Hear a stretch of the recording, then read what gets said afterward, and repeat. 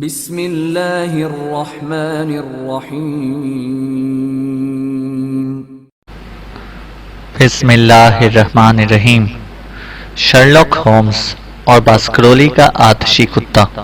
چھٹا باب، باسکرولی ہال۔ ہفتے کو جس دن ہماری ملاقات طے تھی، سر ہنری باسکرولی اور ڈاکٹر مورٹیمر طے شدہ پروگرام کے مطابق بالکل تیار تھے اور ہم ڈیون شائر کے لیے روانہ ہو گئے۔ مسٹر شرلاک ہومز مجھے اسٹیشن تک چھوڑنے آئے اور رخصت کرتے ہوئے انہوں نے اپنی آخری نصیحتیں اور مشورے دیتے ہوئے کہا، میں تمہارے ذہن کو اپنے شک و شبے اور قیاسات سے پراگندہ نہیں کروں گا۔ میری خواہش ہوگی کہ تم جس قدر ہو سکے حقائق کو منوعاً مجھے لکھ بھیجنا اور نتائج اور قیاسات لگانے کا کام مجھ پر چھوڑ دینا۔ کس قسم کے حقائق؟ میں نے پوچھا۔ کوئی بھی ایسی چیز جس کا کیس سے کسی قسم کا بھی واسطہ ہو، چاہے بظاہر براہ راست نہ ہو، خاص طور پر باسکرولی اور اس کے پڑوسیوں کے تعلقات کے بارے میں، یا پھر سر چارلز کی موت سے وابستہ کوئی تازہ تفصیلات۔ میں نے پچھلے چند دنوں میں اپنے طور پر کچھ پوچھ تاچھ کی ہے، لیکن اس سے کوئی کارآمد نتیجہ نہیں نکلا۔ صرف یہی ایک بات پورے یقین کے ساتھ کہی جا سکتی ہے کہ سر ہنری کے بعد ہونے والے وارث مسٹر جیمز ڈیسمنڈ قدر ادھیڑ عمر کے ایک نہایت شریف اور دل آویز طبع کے مالک ہیں، اس لیے وہ اس طرح کی ایذا رسانی کے مرتکب نہیں ہو سکتے۔ میں تو حقیقتاً اس بات پر غور کر رہا ہوں کہ ہم انہیں اپنے شک کے دائرے سے خارج کر دیں۔ اس فہرست میں ویرانے میں رہنے والی اب صرف وہی لوگ باقی رہ گئے ہیں جو سر ہنری کے واقعتاً قریب ہیں۔ کیا یہ بہتر نہ ہوگا کہ پہلی فرصت میں اس باری مور اور اس کی بیوی سے جان چھڑا لی جائے؟ نہیں، کسی طور نہیں۔ تمہیں اتنی بڑی غلطی نہیں کرنی چاہیے۔ اگر وہ بے گناہ ہیں تو یہ ان پر ظلم ہوگا، اور اگر وہ قصوروار ہیں تو ہمیں ان کو ان کی غلطی کا احساس کرنے کا پورا موقع دینا چاہیے۔ نہیں، فی الحال ہم انہیں مشکوک لوگوں کی فہرست میں ہی رکھیں گے۔ اگر میری یادداشت صحیح ساتھ دے رہی ہے تو وہاں ان کے علاوہ ایک سائس بھی ہے۔ پھر ویرانے میں رہائش پذیر 2 کسان ہیں۔ ہمارا دوست ڈاکٹر مورٹیمر ہے، جس پر مجھے پورا یقین ہے کہ وہ ایک ایماندار شخص ہے، اور ڈاکٹر مورٹیمر کی بیوی ہے جس کے متعلق ہم کچھ نہیں جانتے۔ ماہر فطرت مسٹر اسٹیپلٹن اور اس کی بہن ہے، جو کہ سنا ہے بہت خوبصورت ہے۔ وہ ایک لافٹر ہال والے مسٹر فرینکلن بھی ہیں، جو ہمارے لیے بالکل انجان ہیں، اور 1-2 ہمسائے اس کے علاوہ ہیں۔ یہ وہ لوگ ہیں جن پر تم نے ویرانے میں قیام کے دوران خصوصی توجہ دینی ہے۔ میں اپنی پوری کوشش کروں گا۔ میرے خیال میں تمہارے ساتھ کچھ اسلحہ وغیرہ تو ہوگا؟ جی ہاں، میں نے سوچا بہتر ہے اپنا ریوالور ساتھ لے جاؤں۔ بالکل، تم وہاں ہر وقت چوکنے رہنا اور 24 گھنٹے ریوالور کو اپنے ساتھ ہی رکھنا۔ ہمارے دوستوں نے فرسٹ کلاس کا ایک کیبن پہلے ہی بک کروا لیا تھا اور اب پلیٹ فارم پر کھڑے ہمارا انتظار کر رہے تھے۔ نہیں، ہمارے پاس کوئی خبر نہیں ہے، ڈاکٹر مورٹیمر نے ہومز کے اس سوال کا جواب دیتے ہوئے کہا۔ صرف ایک بات میں قسم کھا کر کہہ سکتا ہوں کہ پچھلے 2 دنوں میں کسی نے بھی ہمارا پیچھا نہیں کیا۔ ہم جب بھی باہر گئے ہم نے اپنے ارد گرد کڑی نظر رکھی اور ہمیں اس دوران کوئی بھی مشکوک شخص نظر نہیں آیا۔ کیا آپ دونوں ہمیشہ ساتھ ہی باہر گئے تھے؟ سوائے کل دوپہر کے۔ عام طور پر میں جب بھی شہر آتا ہوں تو اپنا ایک دن صرف اور صرف تفریح کے لیے گزارتا ہوں، اس لیے کل میں کالج آف سرجن عجائب گھر گیا تھا اور میں پارک میں عوامی کھیل دیکھنے گیا تھا، باسکرولی نے کہا۔ لیکن ہمیں کسی قسم کی کوئی پریشانی نہیں ہوئی۔ یہ سراسر کوتاہ اندیشی ہے، ہومز نے افسوس سے سر ہلاتے ہوئے کہا۔ وہ کافی سنجیدہ نظر آ رہا تھا۔ میری آپ سے ایک التجا ہے سر ہنری کہ آپ آئندہ اکیلے کہیں نہیں جائیں گے۔ اگر آپ نے ایسا کیا تو کوئی بھی انہونی ہو سکتی ہے۔ آپ کو اپنا دوسرا گمشدہ جوتا مل گیا؟ نہیں جناب، وہ تو اب ہمیشہ کے لیے گیا۔ واقعی؟ کیا سچ مچ ایسا ہوا؟ یہ تو بہت دلچسپ بات ہے۔ خیر، الوداع۔ ریل گاڑی پلیٹ فارم پر پھسلنا شروع ہو گئی جب ہومز نے اپنی بات میں اضافہ کرتے ہوئے کہا، سر ہنری، ڈاکٹر مورٹیمر کی سنائی ہوئی اس عجیب و غریب کہنا سال داستان کا وہ جملہ ذہن نشین رکھنا کہ ان تاریک ساعتوں میں جب شیطانی طاقتیں اپنے عروج پر ہوں ویرانے میں جانے سے اجتناب کرنا۔ گاڑی پلیٹ فارم سے کافی آگے نکل آئی تھی۔ جب میں نے مڑ کر پلیٹ فارم پر نظر ڈالی تو وہاں اپنے اصولوں کے کاربند ہومز کی طویل قامت شبی ساکت و صامت کھڑی ہمیں دیکھ رہی تھی۔ ہمارا سفر آرام دہ اور خوشگوار تھا، اور میں نے تمام وقت اپنے دونوں ساتھیوں سے اپنی شناسائی بڑھانے اور ڈاکٹر مورٹیمر کے اسپینیل سے کھیلتے ہوئے گزارا۔ ابھی سفر شروع ہوئے چند ہی گھنٹے گزرے تھے کہ خاکی زمین میں رنگ لال ہونا شروع ہو گیا اور اینٹوں کی جگہ گرینائٹ نے لے لی۔ سرخ سرخ گائیں ہرے بھرے میدانوں میں چل رہی تھی، جہاں کی سرسبز گھاس اور با افراد پیدا ہونے والی نباتات وہاں کے زرخیز اور کسی حد تک مرطوب آب و ہوا کا منہ بولتا ثبوت تھی۔ نوجوان باسکرولی پرشوق نظروں سے کھڑکی سے باہر دیکھ رہے تھے، اور جیسے ہی انہیں ڈیون کے جانے پہچانے مناظر نظر آئے، انہوں نے خوشی سے ایک چیخ ماری۔ ڈاکٹر واٹسن، جب سے میں یہ جگہ چھوڑ کر گیا دنیا کی حسین خطوں میں رہا، انہوں نے کہا، مجھے کوئی ایسی جگہ نہیں ملی جس کا موازنہ میں یہاں سے کر سکوں۔ میں نے ڈیون شائر میں رہنے والا کبھی کوئی ایسا شخص نہیں دیکھا جو اپنی کاؤنٹی کے بارے میں باوثوق معلومات نہ رکھتا ہو۔ میں نے اظہار خیال کیا۔ اس بات کا انحصار کاؤنٹی سے زیادہ اس بات پر ہے کہ وہ شخص کس نسل سے تعلق رکھتا ہے، ڈاکٹر مورٹیمر نے کہا۔ ہمارے دوست پر پہلی نظر ڈالتے ہی ان کا گول سیلٹ سر نظر آتا ہے، جو ان کی سلیٹک لوگوں کی طرح جوشیلے پن اور روایات سے جڑے ہونے کی نشاندہی ہے۔ بیچارے سر چارلز کا سر بہت ہی کامیاب قسم کا تھا۔ وہ اپنی خصوصیات میں آدھا گیلس اور آدھا آئیورنین تھا، لیکن آپ تو بہت چھوٹے تھے جب آپ نے آخری دفعہ باسکرولی ہال دیکھا تھا، صحیح ہے نا؟ میرے والد کا انتقال میرے لڑک پن میں ہی ہو گیا تھا، اور میں نے باسکرولی ہال کو کبھی نہیں دیکھا، کیونکہ میں اور میرے والد جنوبی ساحل پر ایک چھوٹے سے کاٹیج میں رہا کرتے تھے۔ ان کی وفات کے بعد میں سیدھا اپنے ایک دوست کے پاس امریکہ چلا گیا۔ میں آپ کو بتاؤں کہ یہ سب میرے لیے بھی اتنا ہی نیا ہے جتنا ڈاکٹر واٹسن کے لیے، اور میں بھی ڈاکٹر واٹسن کی طرح ہی اس ویرانے کو دیکھنے کے لیے بےتاب ہوں۔ کیا واقعی؟ پھر تو آپ کی خواہش آسانی سے پوری کی جا سکتی ہے، کیونکہ وہ دیکھو، ویرانہ نظر آنا شروع ہو گیا ہے، ڈاکٹر مورٹیمر نے انگلی سے کیبن کی طرف اشارہ کرتے ہوئے کہا۔ کیبن کی کھڑکی سے باہر اشارہ کرتے ہوئے کہا۔ سبز میدان کے چوکور ٹکڑوں اور نیم افقی جنگل کے تھوڑا پرے ایک غمزدہ سرمئی پہاڑی سر اٹھائے کھڑی تھی، جس کی عجیب نوکیلی کونوں والی چوٹی دور سے غیر واضح اور مدھم دکھائی دیتی تھی، بالکل ایسے ہی جیسے خوابوں میں نظر آنے والا کوئی خوبصورت منظر۔ باسکرولی کافی دیر تک بیٹھے اس منظر کو تکتے رہے۔ میں ان کے پراشتیاق چہرے سے اندازہ لگاتا رہا کہ یہ سب ان کے لیے کتنی اہمیت رکھتا ہے۔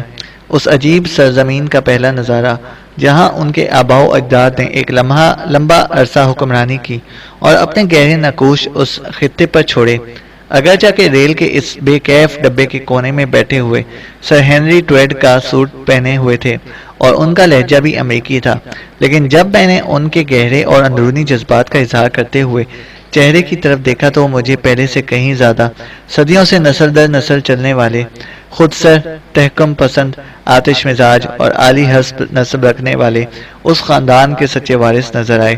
ان کی گھنی بھووں، حساس نتنوں اور بڑی بڑی سرخی مائل بادامی آنکھیں ان کی طاقت، غرور اور دلیری و شجاعت کا مظہر تھی۔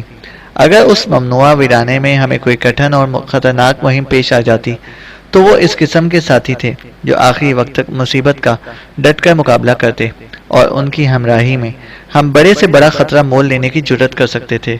ریل گاڑی ایک برلب سڑک بنے ہوئے ریلوے اسٹیشن پر رکی، جہاں ہم سب ریل سے اتر گئے۔ اسٹیشن سے باہر نیچے سفید جنگلے کے پرے ایک 4 پہیوں والا چھکڑا انتظار میں کھڑا تھا، جس میں 2 ٹٹو جتے ہوئے تھے۔ ہماری آمد ظاہر ہے کہ ایک بڑا واقعہ تھا، کیونکہ اسٹیشن ماسٹر اور سارے کلی ہمارا سامان اٹھانے کے لیے ہمارے گرد جمگھٹا لگائے کھڑے ہو گئے۔ یہ مضافات میں ایک سیدھی سادی اور خوبصورت جگہ تھی، لیکن میں یہ دیکھ کر حیران رہ گیا کہ پھاٹک کے پاس گہرے رنگ کی وردیوں میں ملبوس 2 سپاہی اپنی چھوٹی چھوٹی رائفلوں پر جھکے کھڑے آتے جاتے لوگوں کو گھور رہے تھے، اور جب ہم ان کے پاس سے گزرے تو انہوں نے بغور ہمارا جائزہ لیا۔ کرخت چہرے اور سرد و گرم سہنے والے ایک پستہ قامت کوچوان نے سر ہنری باسکرولی کو سلام کیا، اور کچھ ہی دیر بعد ہم بگی میں سوار روشن اور کشادہ سڑک پر اڑے چلے جا رہے تھے۔ ہمارے دونوں طرف اونچائی میں لہریے دار چراگاہیں تھیں، جن کے سرسبز گھنے پتوں کے درمیان کہیں کہیں قدیم تکونی اور ڈھلوانی چھتوں والے گھر جھانکتے ہوئے محسوس ہو رہے تھے۔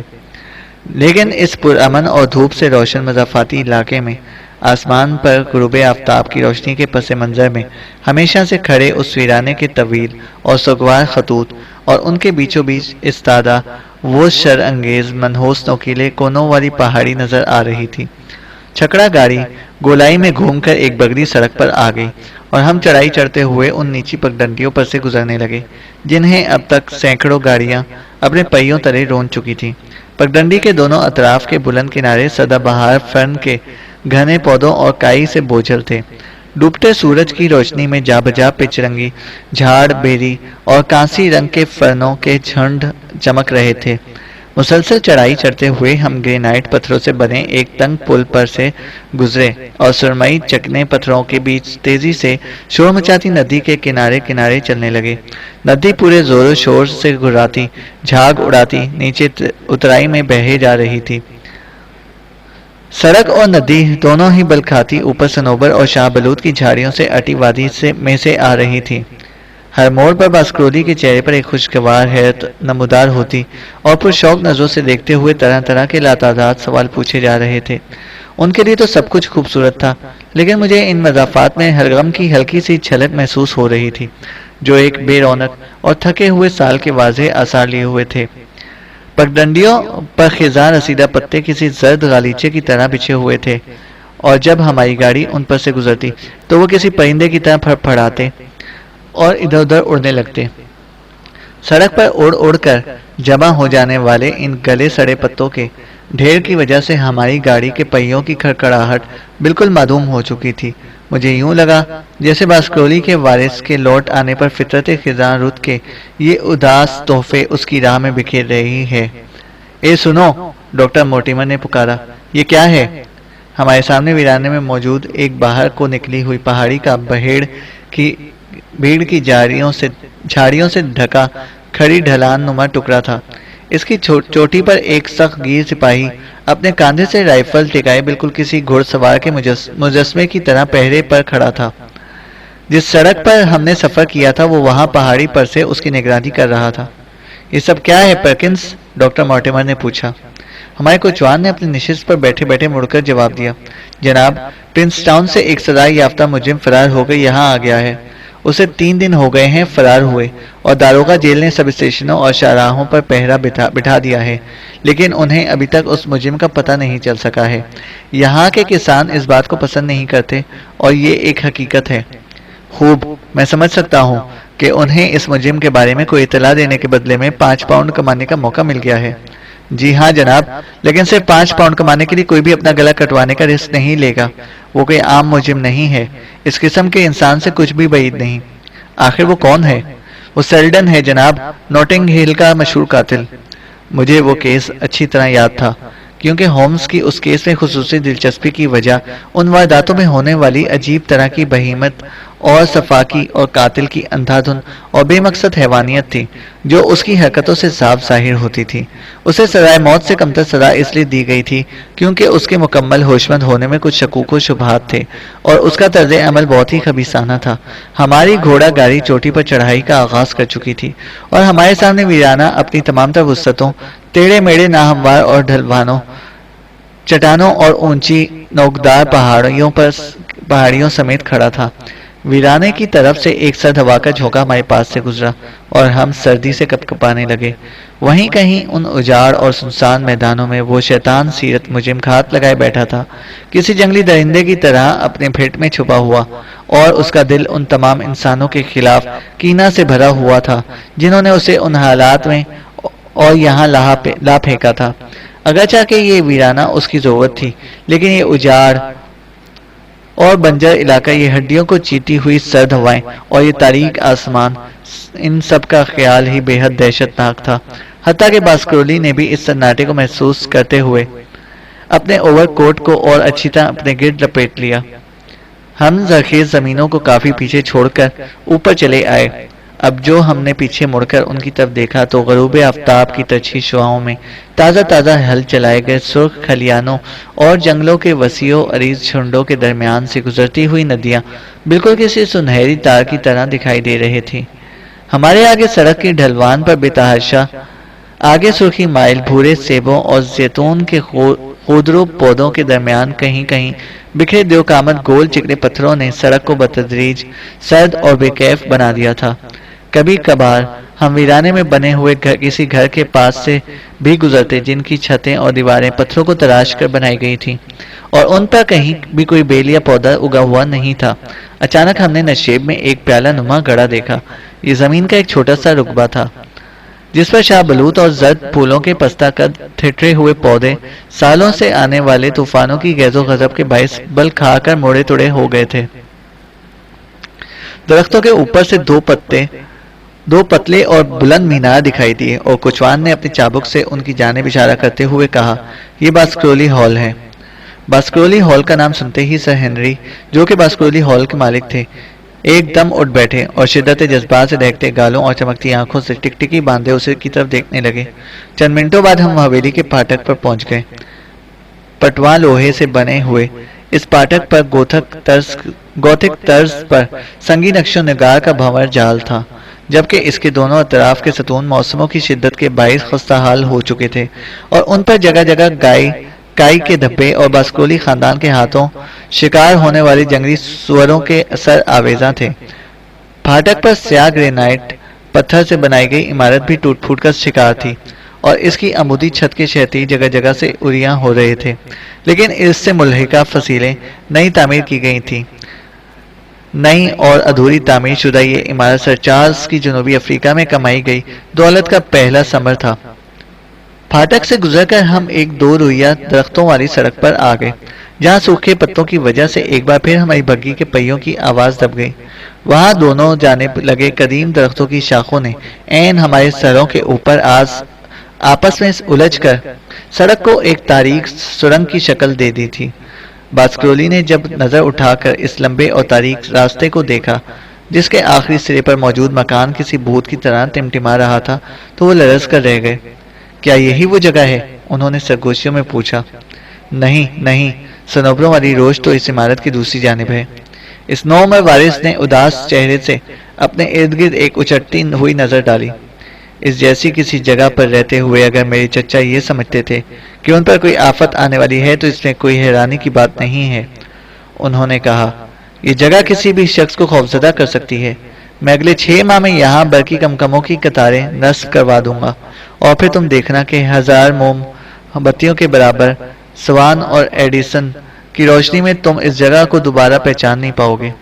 सड़क का इख्तिताम एक कुशादा जगह पर हुआ, जहां दोनों अतराफ में दूब घास के तख्ते मौजूद थे और इससे आगे हवेली की असल इमारत थी। भारी तर्ज तामीर की वस्ती इमारत मध्यम रोशनियों में दिखाई दे रही थी, जिसकी देवड़ी बाहर को निकली हुई थी। इमारत का सामने का हिस्सा सारा का सारा आइवी की बेल से आरास्ता था, जिसे कई जगह से तराश कर खिड़कियों और कोट ऑफ आर्म के लिए दरीचे बनाए गए थे। वस्ती इमारत के इस हिस्से में 2 कदीम कंगूरे दार जुड़वा बुर्ज थे, जिनमें असलहा दागने के लिए बहुत सारे रोजन बनाए गए थे। बुर्जियों के दाएं और बाएं दोनों तरफ स्याह ग्रेनाइट के निस्बतन जदीद हिस्से तामीर थे। भारी सलाखदार खिड़कियों और उफकी ढलानों वाली छत के ऊंची चिमनियों से मध्यम रोशनी बाहर झांक रही थी। उफकी ढलानों वाली छत की उन ऊंची चिमनियों से धुएं की स्याह लकीरें किसी सतून की मानंद ऊपर उठती हुई महसूस हो रही थी। खुश आमदीद सर हेनरी, बास्करोली हॉल में आपकी आमद बखैर। ड्योरी की मध्यम अंधेरे से एक बुलंद कामत शख्स नमूदार हुआ और बग्गी का दरवाजा खोलते हुए बोला। हॉल के दरवाजे में एक औरत खड़ी थी, जिसका हेवला पीछे के हॉल से आती हुई जर्द रोशनी में किसी तस्वीरी खाके की तरह लग रहा था। फिर वो भी आगे बढ़कर बग्गी से हमारा सामान उतरवाने में उस शख्स की मदद करने लगी। सर हेनरी, अगर आप बुरा ना माने तो मैं सीधा घर चला जाऊं? मेरी बीवी इंतजार कर रही होगी। डॉक्टर मॉर्टिमर ने दरख्वास्त की। तुम कुछ देर हमारे साथ ठहरोगे नहीं? रात का खाना हमारे साथ खाकर जाना। नहीं, मुझे अब चलना चाहिए। घर पर मेरे इंतजार में बहुत से काम रुके हुए हैं। मैं आपको हवेली दिखाने के लिए जरूर ठहरता, लेकिन ये काम बारीमोर मुझसे ज्यादा बेहतर कर सकता है। शब खैर, और अगर किसी भी वक्त मेरी जरूरत महसूस हो तो मुझे इत्तला भिजवा देना। दिन हो या रात, मैं खिदमत के लिए हाजिर होऊंगा। जब तक रास्ते पर बग्गी के पहियों की आवाज मालूम नहीं हो गई, हम डॉक्टर मॉर्टिमर को जाते हुए देखते रहे। फिर मैं और सर हेनरी मुड़कर हॉल में दाखिल हो गए। हमारे पीछे दरवाजा जोरदार आवाज से बंद हुआ और हमने खुद को एक वसीओ अरीज और आला तर्ज के कमरे में पाया, जिसकी छत काफी बुलंद और ढेर सारे शतीर डालकर बनाई गई थी।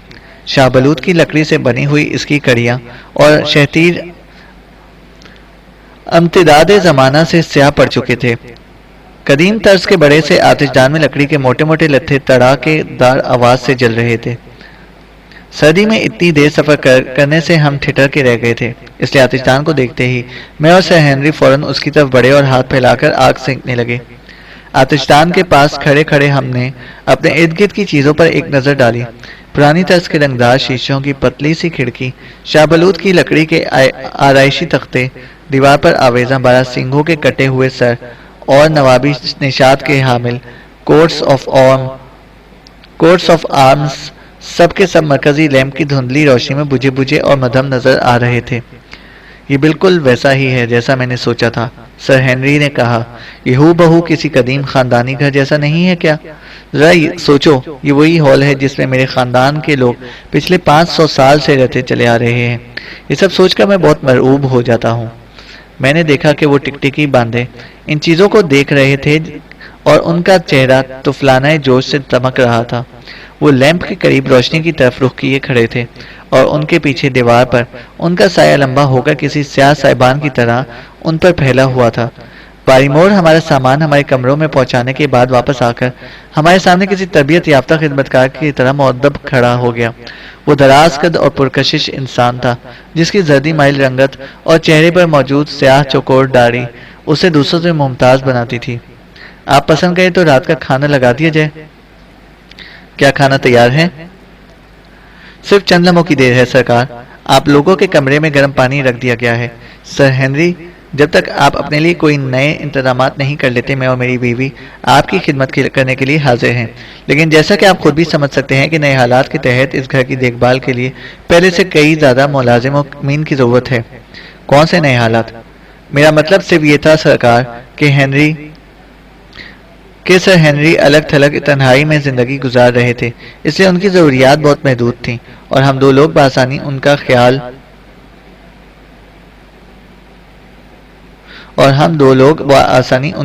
رکھ لیتے تھے۔ لیکن اب ظاہر ہے کہ آپ تو لوگوں سے میل ملاپ رکھنے کے خواہش مند ہوں گے اور اسی حساب سے گھریلو امور میں کچھ تبدیلیاں کرنا چاہیں گے۔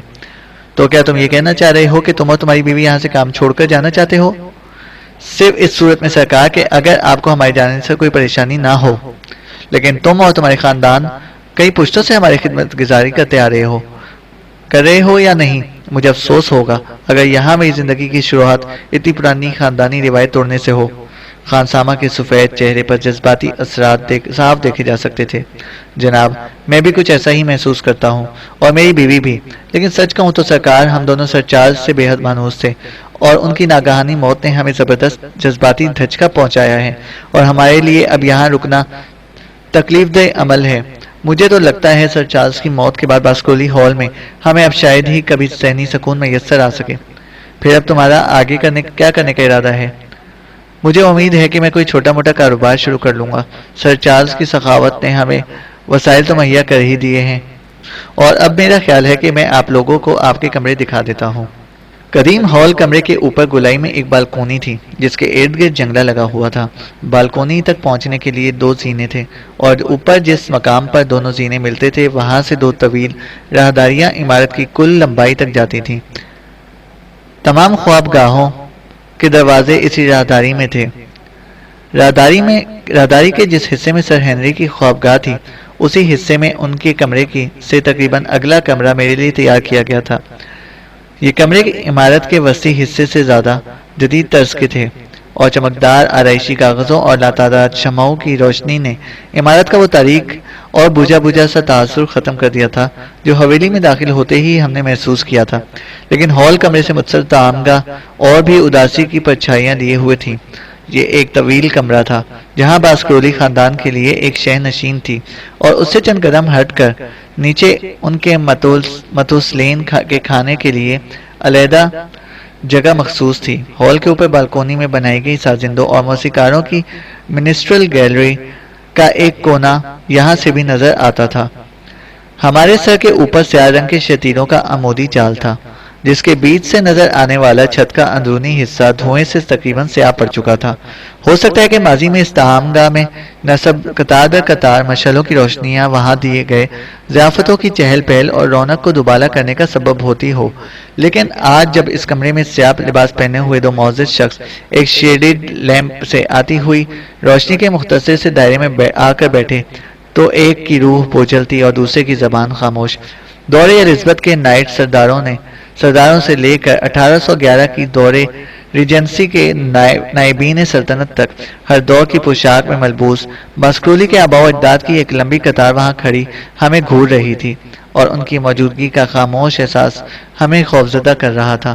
کھانے کے دوران ہمارے درمیان بہت کم بات چیت ہوئی، اور جب کھانا ختم ہونے کے بعد ہم سگریٹ پینے کے لیے جدید طرز کے بلیئر روم میں آ کر بیٹھے تو ہم دونوں نے ہی اطمینان کا سانس لیا۔ او خدایا، یہ جگہ کچھ زیادہ خوشگوار نہیں ہے، سر ہنری نے کہا۔ میرا خیال ہے میں ایسا اس کا عادی ہو جاؤں گا، لیکن فی الحال میں خود کو اس ماحول میں بالکل اجنبی محسوس کر رہا ہوں۔ اس جیسے گھر میں تنہا رہتے ہوئے اگر میرے چچا تھوڑے مقبوط الحواس ہو گئے تھے تو مجھے اس میں ذرا بھی حیرانگی نہیں۔ بہرحال اگر تم مناسب سمجھو تو آج رات ہم سونے کے لیے ذرا جلدی چلے جاتے ہیں، شاید صبح کی روشنی میں چیزیں زیادہ خوشگوار لگیں۔ بستر پر جانے سے پہلے میں نے اپنے کمرے کی کھڑکی کے پردے سرکا کر باہر دیکھا۔ یہ کھڑکی ہال کمرے کے دروازے کے سامنے واقع سرسبز خطے میں کھلتی تھی، جس سے پرے درختوں کے دو جھنڈ تیز ہوا میں سائیں سائیں کرتے ہوئے جھول رہے تھے۔ آسمان پر اڑتے بادلوں کے بیچ آدھا چاند چھانک رہا تھا، جس کی سرد چاندنی میں مجھے درختوں سے پرے چٹانوں کے شکستہ کنارے اور حزن و الم کی تصویر بنا ویرانے کی طویل اور دھندلے خطوط نظر آئے۔ کھڑکی کے پردے دوبارہ سے برابر کرتے ہوئے میں ایک ہی بات سوچ رہا تھا کہ بستر پر جانے سے پہلے جس آخری چیز پر میری نگاہ پڑی وہ اس حویلی کی ویرانی اور وحشت سے زیادہ مختلف نہیں تھی، لیکن ابھی تو ایک اور چیز وہاں میری منتظر تھی۔ دن بھر کے لمبے سفر نے مجھے بے حد تھکا دیا تھا، اور تھکاوٹ کے باعث مجھے نیند نہیں آ رہی تھی۔ میں بے چینی سے بستر پر ادھر ادھر کروٹیں بدلتے ہوئے نیند آنے کا انتظار کر رہا تھا، لیکن وہ میری آنکھوں سے کوسوں دور تھی۔ کہیں دور گھڑیال بجنے کی آواز کے سوا کہیں کوئی آواز سنائی نہیں دے رہی تھی۔ اس قدیم حویلی میں مکمل سناٹا چھایا ہوا تھا، اور تب اچانک شب کے سناٹے کو چیرتی ہوئی ایک آواز سے میرے کانوں میں سنائی دی، صاف واضح اور گونجتی ہوئی آواز، کسی عورت کی سسکیاں لیتی ہوئی آواز، جیسے کوئی ناقابل برداشت غم سے بے قرار ہو کر روتے ہوئے دبی دبی اور گھٹی گھٹی ہچکیاں لے۔ میں مسحری پر اٹھ کر بیٹھ گیا اور ان آوازوں کو غور سے سننے لگا۔ آہوں اور کراہوں کا یہ شور زیادہ فاصلے پر محسوس نہیں ہو رہا تھا، بلکہ یہ آوازیں یقیناً اسی حویلی کے کسی حصے سے آ رہی تھیں۔ آدھا گھنٹے تک میں بالکل چوکنا بیٹھا دوبارہ آواز آنے کا انتظار کرتا رہا، لیکن مجھے گھڑیال بجنے اور دیوار پر جھولتی آئیوری کی بیل کی سرسراہٹوں کے سوا کوئی اور آواز سنائی نہیں دی۔